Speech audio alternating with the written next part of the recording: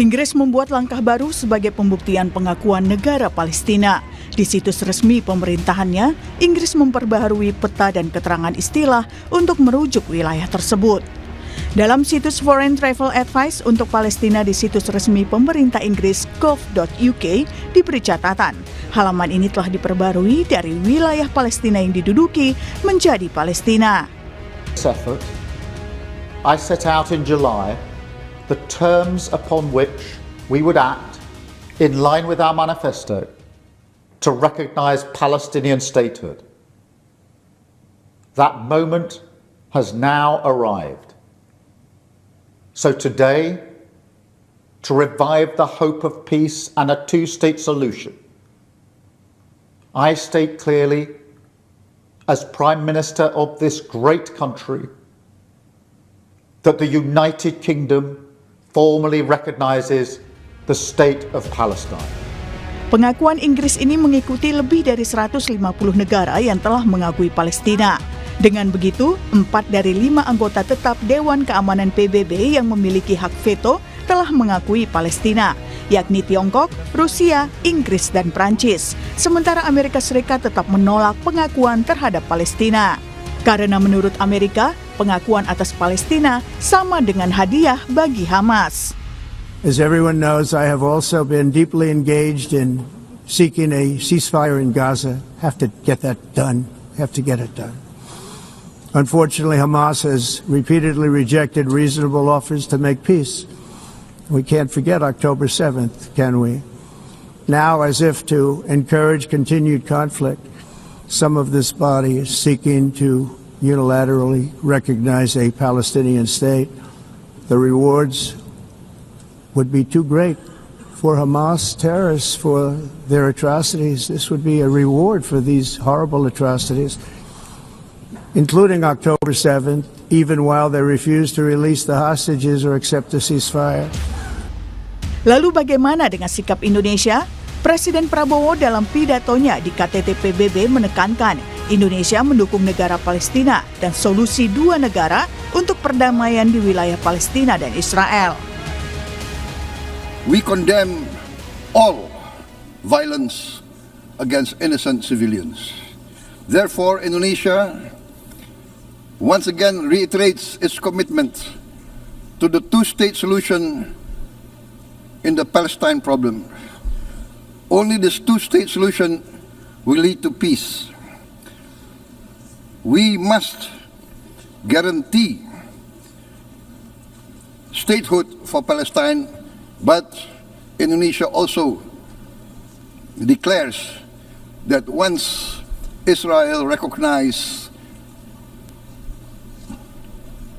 the independence and the statehood of Palestine, Indonesia will immediately recognize the state of Israel, and we will support all guarantees for the security of Israel. Lalu apa langkah lanjutan dari sikap Indonesia ini? Peran strategis apa yang bisa dilakukan Indonesia dalam konflik Israel-Palestina? Tim Liputan, Kompas TV. Inggris membuat langkah baru sebagai pembuktian pengakuan negara Palestina. Di situs resmi pemerintahannya, Inggris memperbarui peta dan keterangan istilah untuk wilayah Palestina. Jika Inggris sudah membuktikan dukungannya ke Palestina, bagaimana dengan Indonesia? Langkah nyata dan strategi apa yang bisa dilakukan? Setelah Presiden Prabowo menyatakan dukungan ke Palestina dalam sidang PBB, kita akan bahas soal ini bersama dengan sejumlah narasumber saudara yang sudah hadir melalui sambungan daring. Ada Dian Wirengjurit, Duta Besar RI untuk Iran 2012-2016, dan juga Profesor Siti Mutia Setiawati, Guru Besar Bidang Geopolitik Timur Tengah Universitas Gadjah Mada. Selamat pagi, Prof. Siti, Pak Dian. Selamat pagi, Mas Bre. Salam sehat, Bapak Ibu. Saya mau ke Pak Dian terlebih dahulu. Pak Dian, ini Inggris sudah mengakui Palestina, tidak hanya secara lisan, tapi juga tercantum di situs resminya. Di petanya di sana terkait dengan travel guide gitu ya, sudah ada tulisan Palestina di sana. Menurut Anda seperti apa? Terima kasih. Satu perkembangan yang positif, jelas, bagus. Tapi kalau mau jujur, yang namanya peta dunia itu kan peta politik. Setiap saat bisa berubah. Jadi kalau dalam kaitan ini perubahan sikap Inggris juga buat saya tidak terlalu membuat perubahan banyak di lapangan. Karena kenyataannya suka atau tidak suka ya masih tetap diduduki kok. Artinya apa? Karena langkah Inggris itu juga tetap tidak diakui oleh Israelnya yang sebagai negara penduduk yang menduduki. Jadi masih panjang jalannya. Tapi saya mau mengingatkan lagi ya teman-teman, bahwa apa yang disampaikan Bapak Presiden Prabowo di PBB kemarin bukan hal baru. Makanya tolong diperhatikan kata-kata beliau. Indonesia reiterated, menegaskan kembali. Posisi dasar Indonesia itu sudah dari kapan-kapan ya mengakui Israel. Tidak ada yang baru dan kita pegang konsisten. Two state itu sudah menjadi dasar penyelesaian yang kita pegang. Jadi tolong kita memahaminya jangan semata-mata seakan-akan kita baru mengakui sekarang atau belum lama. Jadi kita sudah memegang teguh sikap itu. Nah kalau ditanya apa yang bisa dilakukan oleh Indonesia di sana, saya kira terlalu banyak hal yang tidak memungkinkan kita berpartisipasi aktif di lapangan, apalagi dalam mempush Israel. Karena kuncinya ada dua, satu Israel, satu Amerika. Nah selama keputusan politik pengakuan sebuah negara pemegang veto diakui, 4 negara masih belum ada artinya. Amerika harus mendukung. Amerika juga mungkin kalau mengakui Israel mungkin belum tentu. Artinya di lapangan mereka tetap menduduki dan tetap melakukan perluasan settlement, pembangunan infrastruktur mereka. Jadi masih terlalu panjang. Indonesia buat saya, kalaupun mau membantu dalam lapangan, yang nyata sajalah. Sebatas bantuan kemanusiaan, mungkin masih bisa. Tapi untuk membantu menyelesaikan sampai two state solution berdiri terlalu jauh dan akan sia-sia karena sudah terlalu banyak juga negara yang mengambil inisiatif. Bukan hanya Indonesia yang ingin aktif. Terima kasih. Oke, baik Pak Dian. Tapi kalau saya melihat memang ini kan oke lah sebatas ada di peta gitu ya dari wilayah yang diduduki oleh istilahnya adalah wilayah Palestina yang diduduki, tapi sekarang sudah ada Palestina di sana. Ini kan secara resmi paling tidak Inggris mengakui ada di sana, ada Palestina. Kemudian walaupun di lapangan belum tentu, tapi apakah ini kemudian menjadi salah satu pecutan gitu, ataupun salah satu trigger bahwa ini loh salah satu negara sekutu Barat ini juga sudah mengakui, sudah mulai ada titik terang di sana terkait dengan pengakuan Palestina. Terima kasih. Kalau sekedar peta, ya kalau kita lihat semua peta negara di dunia yang 150-an negara sudah mengakui, ya pasti negara Palestina sudah ada di sana. Tapi kembali, lihat peta Amerika, pasti tidak ada. Lihat peta Israel, pasti tidak ada. Nah, dua inilah yang menentukan perkembangan politik di lapangan. Selama dua negara ini, apalagi Amerika sejauh ini masih belum mau mengakui, apalagi Israel merasa didukung, Amerika masih merasa posisinya kuat, ya selama itu berarti Palestina belum bisa terwujud. Oke, baik. Saya ke Prof. Siti. Prof. Siti, Anda sependapat dengan Pak Dian terkait dengan langkah dari Inggris yang sekiranya kalau di lapangan susah lagi nih ya. Kalau misalnya di peta mungkin sudah terlihat gitu ya, Inggris mengakui, tapi seperti apa di lapangan, Bu Siti? Ya, kalau saya ya sesuai bidang saya ya, bidang saya geopolitik. Kalau melihat peta ini, peta West Bank dan Gaza itu menjadi wilayah Palestina seperti tidak mungkin karena di West Bank itu Israel sudah membangun pemukiman yang masif ya, sudah dibangun, sudah sangat modern di kota-kota itu ya, baik itu Yerusalem Timur maupun saya belum pernah ke sana, tetapi dalam laporan itu Israel itu tidak hanya membangun kota seperti ibu kotanya dulu Tel Aviv, tetapi di West Bank itu masif. Jadi sudah terbangun perumahan Yahudi yang terpisah dengan orang Arab Palestina. Itu yang pertama harus dipikirkan. Sepertinya tidak mungkin dikembalikan oleh Israel. Yang kedua, West Bank itu mengalir Sungai Jordan, Mas. Yang di sana hulunya itu di dataran tinggi Golan dan kemudian berakhir di Laut Mati. Israel itu sangat tergantung pada sungai itu untuk listrik dan pertaniannya, sehingga tidak mungkin itu dikembalikan kepada Palestina. Dan menurut berita itu juga 60% listrik Israel itu sangat tergantung pada Sungai Jordan itu, sehingga ini secara kondisi geografis dan kemudian kebijakan politik seperti tidak mungkin. Kalau Gaza sudah porak-poranda sekarang. Kalau dalam peta itu kan yang akan dikembalikan adalah West Bank dan Gaza. Gaza itu sudah sudah hancur lebur. Masa mau dikembalikan ke Palestina? Nah, ini juga tidak mungkin kan kemudian dikembalikan dalam keadaan seperti itu. Jadi two-state solution itu harus diikuti dengan solution yang berikutnya. Ingat bahwa pengakuan negara-negara itu hanya pengakuan Palestina sebagai negara. Ya, saya juga di tempat lain mengatakan bukan Palestina sebagai negara yang berdaulat. Nah, kalau sebagai negara kemudian tujuannya langkah berikutnya adalah negara yang berdaulat. Negara yang berdaulat itu harus punya teritori dan penduduk serta pemerintahan yang sah.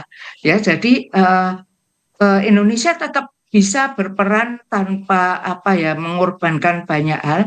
Kalau di PBB itu kita mendorong langkah berikutnya adalah two-state solution itu segera diwujudkan wilayah yang jelas, yang clear gitu, yang diakui oleh semua negara. Jadi pengakuan Palestina sebagai negara itu masih sangat awal, masih istilahnya masih mentah.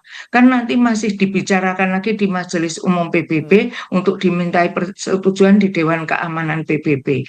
Lah ini tapi sudah langkah lebih bagus, ya, artinya ada kemajuan bahwa di seluruh dunia itu orang mengibarkan bendera Palestina, ya, itu sudah secara moral itu dukungan yang bagus. Tetapi berikutnya juga harus kemudian Presiden punya konsep apa itu two-state solution penyelesaian selanjutnya. Oke. Gitu, Mas. Ya, Prof Siti, tapi kalau misalnya tadi Anda sampaikan bahwa nggak mungkin di West Bank kemudian diserahkan gitu ya, kalaupun mau menyerahkan Gaza juga sudah hancur lebur.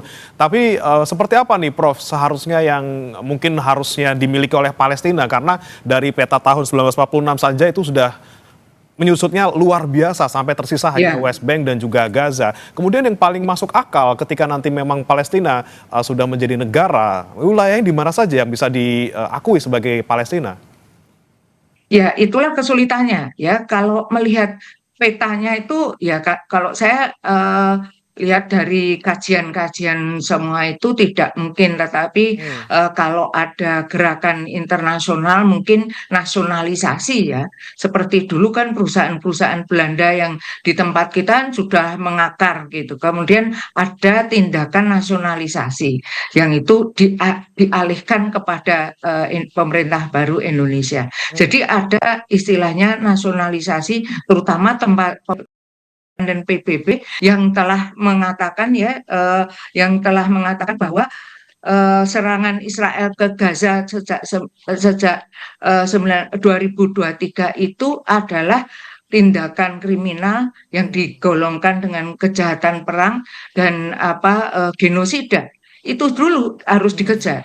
Jadi ini hasil dari Komisi Independen PBB loh. Ya, jadi dia mengatakan bahwa ada 3 yang bisa kita tuntut untuk penjahat perang itu, yaitu Isaac Herzog itu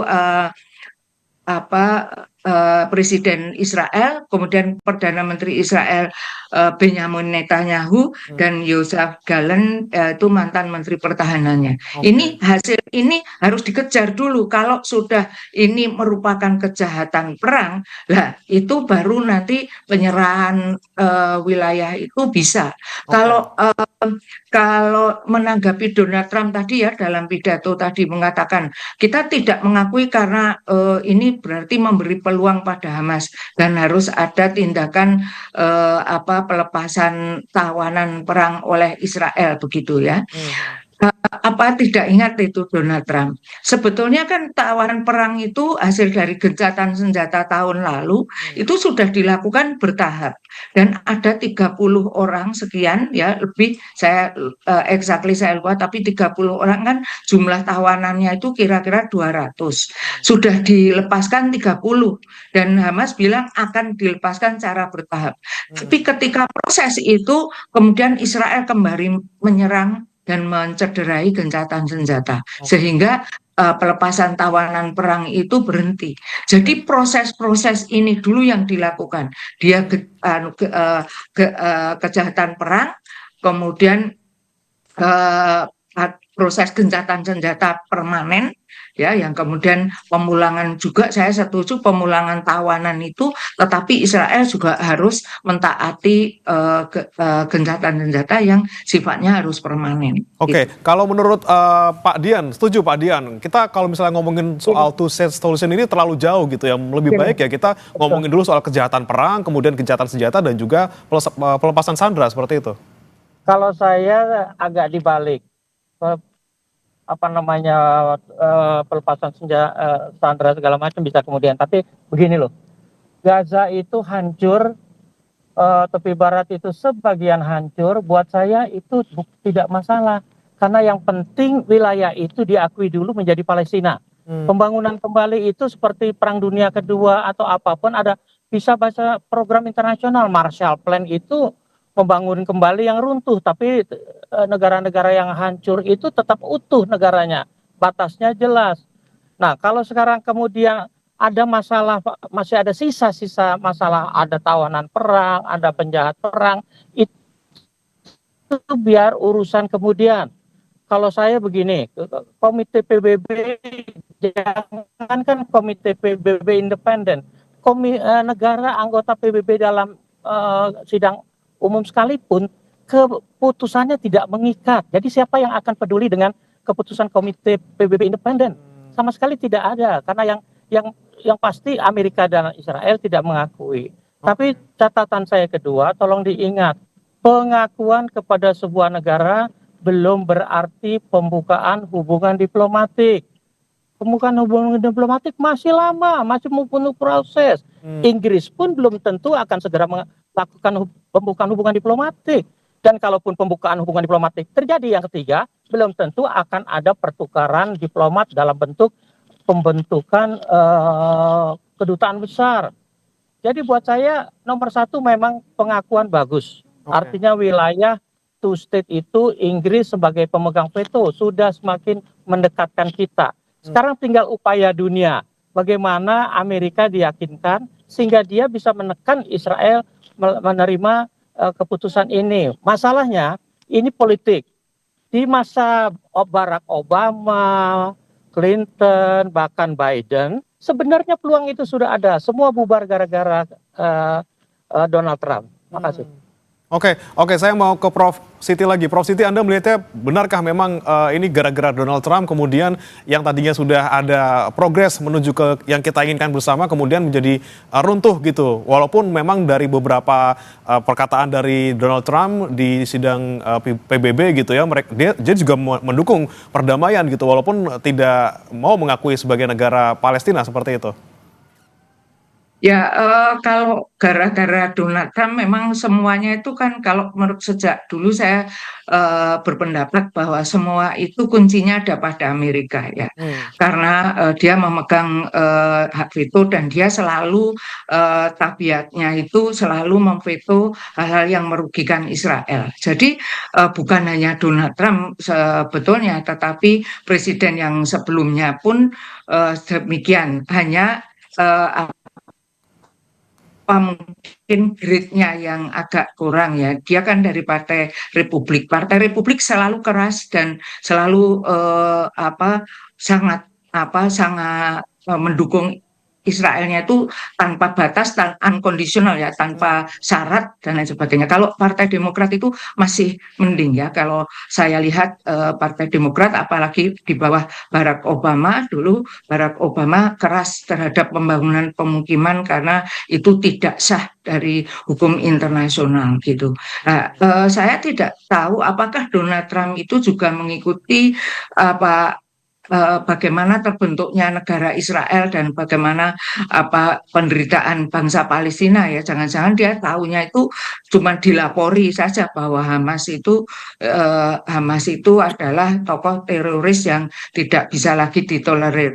Dia tidak menyadari bahwa Hamas itu bisa bergaris keras karena Israel yang terus-menerus keras. Jadi kan memang ini satu penyelesaian yang tidak gampang ya. Nanti pemerintahan yang berdaulat itu memang siapa yang mau berkuasa, Hamas ataukah Fatah begitu. Ya, tapi ini kalau ada rekonsiliasi di antara Hamas dan Fatah, dan kalau Israel itu sudah tidak keras lagi, saya yakin Hamas juga akan berkurang. Sama dengan Hizbullah di Lebanon. Ya, ketika Israel itu sudah terusir dari Lebanon, ya, Hizbullah itu tidak melakukan kekerasan. Ngajar. Ya. Ya, silakan dilanjutkan Bu Siti. Ya, jadi kalau perilaku Amerika Serikat terhadap konflik Arab Palestina Israel ini memang seperti tidak memahami sejarah dulu. Jadi kalau Inggris itu kan sudah sadar ya, kalau saya sadar dia salah karena mengeluarkan deklarasi Balfour tahun 1917 yang mengizinkan orang Yahudi seluruh dunia datang ke Palestina ketika Palestina pada waktu itu di bawah mandat Inggris. Nah, ini seperti dia kan menebus dosa lah gitu ya, untuk memperbaiki kesalahannya di masa lalu. Tapi kalau Amerika itu kan pendatang baru. Oke, tapi Prof Siti kalau kita melihat misalnya Inggris sudah sadar gitu ya. Kepentingan langsung. Ya, Inggris sudah sadar, kita lihat Inggris sudah sadar. Kemudian negara-negara sekutu lain, Kanada, Australia, ini juga Prancis sudah mulai mendukung juga. Apakah bisa menekan Amerika Serikat juga untuk memberikan sikap yang sama? Kalau apakah bisa menekan itu, saya kira Amerika Serikat itu sudah ditekan. Dan harusnya dia sudah merasa terisolir ya, karena kalau orang wajar, orang yang normal, kalau kita ditekan 4 orang dalam satu komunitas itu 5 orang, harusnya kita menerima yang 4 loh. Kalau kita sikap kita demokratis loh. Ya, sikap yang demokratis itu kan mengikuti yang banyak kan, itu kan demokrasi ya. Kalau dalam satu komunitas 4 orang sudah mendukung, Anda tetap kencang, ya itu enggak normal, itu bukan jiwa demokrat gitu ya, tidak bersifat demokratis. Saya di kantor itu tidak harus voting ya, tapi kecenderungan pada umumnya orang mengarah ke A. Banyak orang ya itulah sikap demokrat gitu. Sikap yang demokratis itu adalah mengikuti yang harus yang besar. Kalau Donald Trump freeze ya Mas. Oke. Baik, Prof Siti. Ya, Prof Siti, kami tangkap penjelasan Anda tadi terkait dengan bagaimana kemudian di sebuah komunitas harusnya sikap yang dominan harusnya juga diikuti oleh seluruh anggota gitu ya. Prof Siti, kita akan lanjutkan lagi setelah jeda, dan nanti saudara kami akan tanyakan juga kepada Pak Dian Wiringjuri terkait dengan bagaimana kemudian Indonesia seharusnya bisa bersikap di mata dunia, apa peran-peran yang bisa dilakukan Indonesia untuk mewujudkan solusi 2 negara Palestina dan juga Israel. Kita akan bahas usai jeda, tetap di Sapa Indonesia Pagi.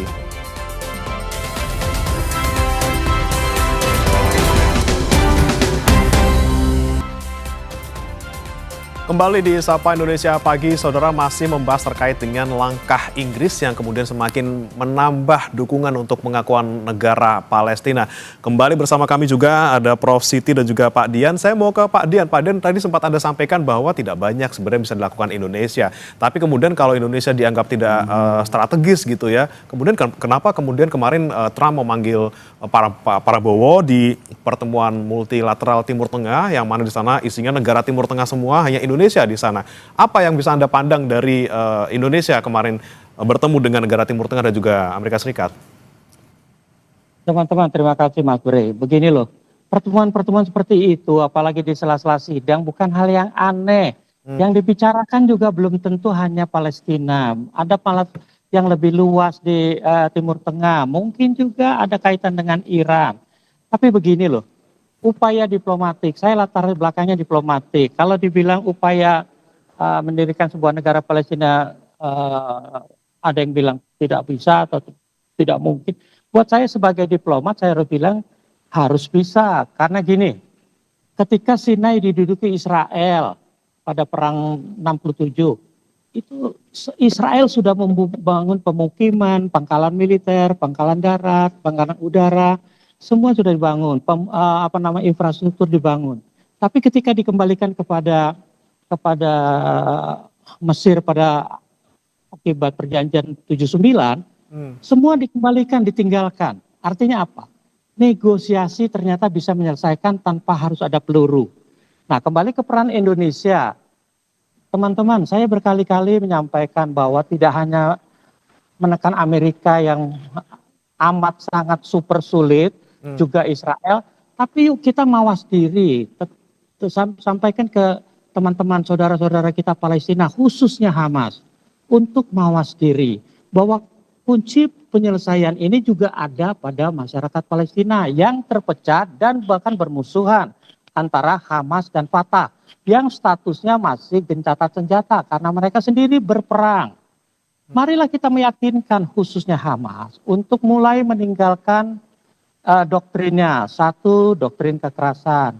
Dua, doktrin satu negara Palestina dari Sungai Yordan sampai Laut Mediterania. Tiga, mendirikan negara Islam di situ.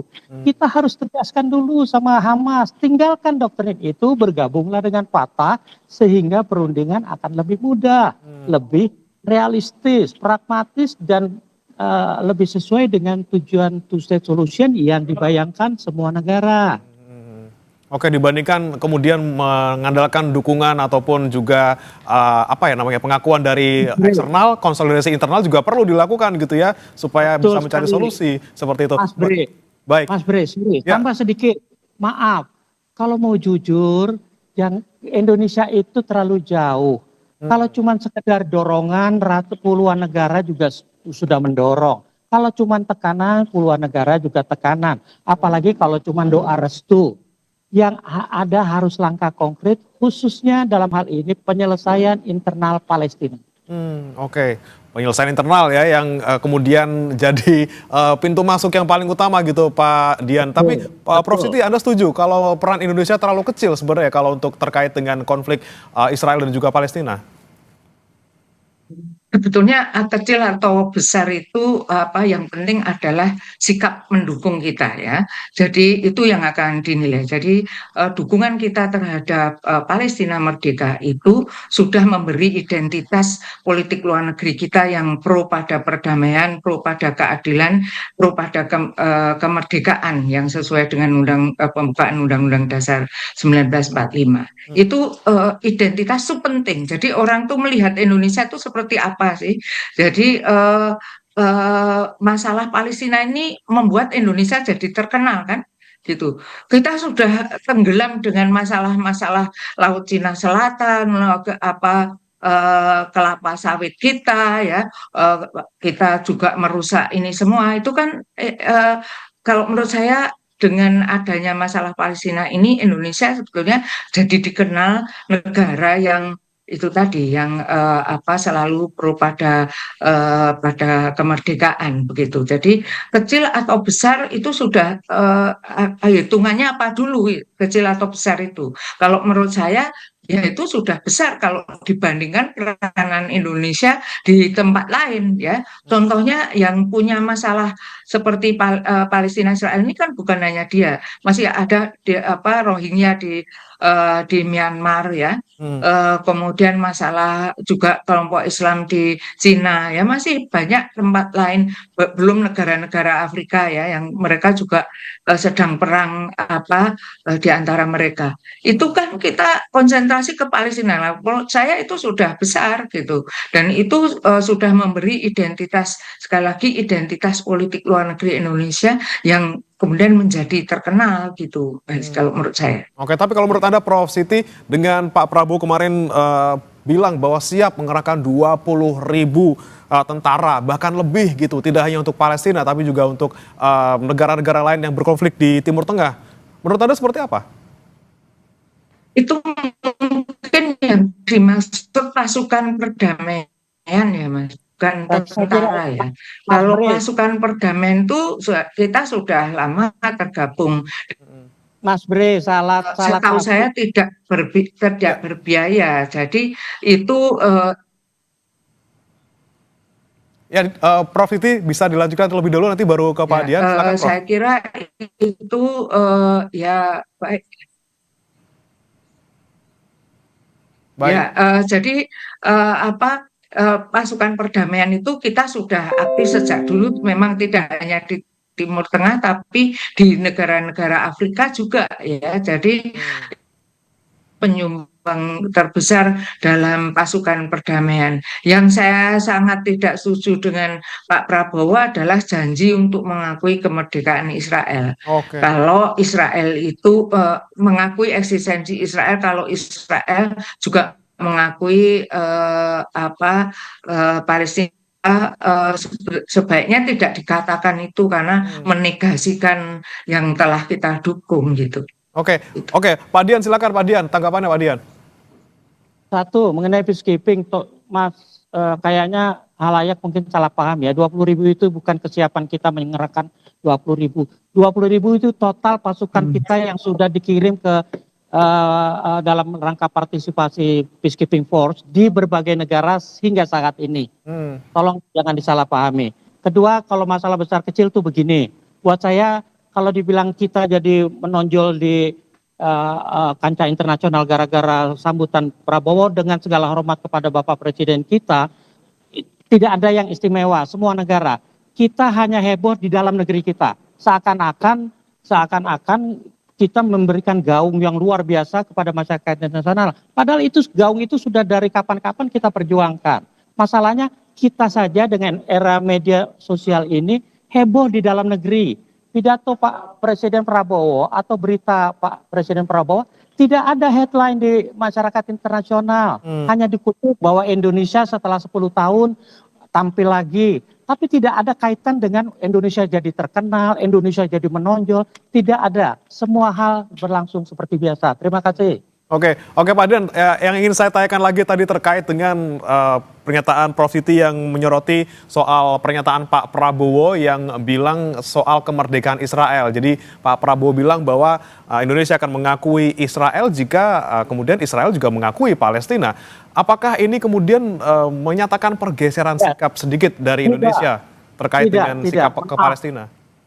Maaf, tidak sama sekali. Itu posisi dasar Indonesia. Itu posisi dasar Indonesia dari berpuluh tahun yang lalu, bahwa kita hanya akan mengakui Israel yang sudah eksis dan menjadi anggota PBB, artinya sesama anggota PBB, kalau Israel mengakui Palestina. Itu sudah posisi dasar. Jadi kalau ada pernyataan kayak kemarin, posisi Saudi seperti itu, bukan hal yang baru juga. Itu posisi umum yang berlaku di antara negara-negara anggota PBB. Bahwa dalam kasus Palestina, negara-negara seperti Indonesia, Malaysia itu masih tegas sikapnya. Akui dulu Palestina oleh Israel, baru kita mau mengakui. Tidak ada yang aneh dengan itu. Itu posisi dasar. Terima kasih. Oke, Prof. Siti, menurut Anda seperti itukah juga memang sudah sikap kita dari dulu, tapi kemudian menjadi pertanyaan ataupun menjadi sentilan? Kalau dukungan kita, ya. kalau dukungan kita itu purely untuk Palestina, ya konsentrasi dulu kepada Palestina. Tidak, diplomasi itu kan soal harus mengatakan yang benar, tapi tidak semua yang benar dikatakan gitu. Jadi memang ya kita mungkin akan mengakui Israel, tapi nanti nggak perlu dikatakan supaya dukungan kita terhadap Palestina itu bisa utuh gitu. Dan kita kan juga berhadapan-hadapan dengan negara-negara Arab yang sudah menganggap kita bukan akan ya, yang menganggap kita itu pendukung setianya kemerdekaan Palestina. Kemudian dengan pernyataan itu seperti tidak diplomatis kalau menurut saya. Itu saja, dari ilmu saya itu tidak diplomatis. Tambahan Silakan. Tambahan satu. Dari 54, maaf, kedengaran? Ya, silakan Pak Dian. Teman-teman, negara OKI itu lebih dari setengahnya sudah mengakui Israel tanpa mengganggu soliditas organisasi OKI sendiri. Jadi buat saya bahwa Israel mengakui Palestina, bahwa kemudian Indonesia mengakui, itu bisa ada waktu yang tidak dengan sendirinya segera. Semua pertimbangan sudah ada di meja pemimpin-pemimpin kita di Kemlu maupun Presiden. Jadi tolong diingat, pengakuan Israel terhadap Palestina sebagai syarat pengakuan kita terhadap Israel tidak dengan sendirinya harus segera. Saya diplomat, saya tahu apa yang namanya diplomasi. Bahkan tadi saya sudah katakan, Inggris sendiri sudah mengakui tapi belum tentu membuka hubungan diplomatik. Artinya masih panjang prosesnya. Proses kita juga mengakui Israel pasti masih panjang walaupun Israel sudah mengakui. Masalahnya satu, butuh kesulitan pada Palestina sendiri supaya punya citra yang baik terhadap negara-negara yang belum mengakui mereka, termasuk kita. Hamas itu banyak negara mengakui sebagai teroris, tapi kalau saya pribadi, apapun sebutannya, buat saya ideologi menggunakan kekerasan itulah yang akhirnya mengorbankan Gaza. Jadi bukan cuma masalah dunia internasional, tapi internal juga harus mau mengakui bahwa Israel sebuah keniscayaan, bahwa pengakuan terhadap Palestina memang yang paling utama, bahwa kita kemudian juga akan mengakui tidak juga aneh karena sebagian besar negara Liga Arab atau OKI sudah mengakui tanpa bikin heboh. Terima kasih. Baik. Terakhir saya ke Prof. Siti, singkat saja Prof. Siti, apa yang kemudian bisa Indonesia lakukan sekali lagi? Tidak hanya mungkin berbicara di sidang PBB, tapi juga apakah kita perlu lagi-lagi hanya bantuan saja yang kita bisa kirimkan ke Palestina untuk kondisi seperti ini? Ya, melanjutkan yang telah kita rintis, Mas. Jadi bantuan itu kan juga besar ya. Bagi Indonesia itu sudah besar. Kita membantu Palestina capacity building-nya. Kemudian kita juga sudah mempunyai konjen khusus di Ramallah gitu ya. Itu dilanjutkan, diteruskan. Kemudian ya dukungan-dukungan itu memang dukungan politik itu dengan cara di PBB memberikan dukungan tetap memberi dukungan secara konsisten gitu. Ya kalau mengikuti negara Timur Tengah lain yang juga sudah mengakui Israel, mereka itu mempunyai kepentingan khusus dengan Israel itu bagaimanapun kan di wilayah mereka ya. Sehingga kadang-kadang seperti Jordan itu kan berbagi perbatasan dengan Israel sehingga dia harus mengakui ke eksistensi Israel. Itu memang ya. Jadi apakah politik luar negeri kita juga akan ikut-ikutan begitu? Padahal kepentingan kita beda gitu ya. Itu silahkan, karena kalau saya kan memang menganalisisnya dari apa yang telah dilakukan oleh pemerintah ya. Saya tidak punya otoritas untuk membuat kebijakan itu, tetapi hanya sekedar menilai kebijakan itu yang selama ini peranan pemerintah Indonesia maupun masyarakat Indonesia tidak di bawah naungan pemerintah itu sudah besar dalam mendukung Palestina baik secara politik maupun secara moral maupun secara bantuan ekonomi. Itu sudah menunjukkan solidaritas yang luar biasa. Itu solidaritas itu penting sehingga itu saja yang dipertahankan kalau perlu juga ditingkatkan. Oke, Gitu. seberapapun dukungan kita, baik kecil maupun besar, paling tidak menunjukkan sikap politik luar negeri kita, dan juga kita harapkan juga sedikit banyak gitu ya, memberikan dukungan juga terhadap dunia internasional untuk kemerdekaan Palestina, walaupun masih jauh untuk sebagai negara berdaulat, paling tidak ini menjadi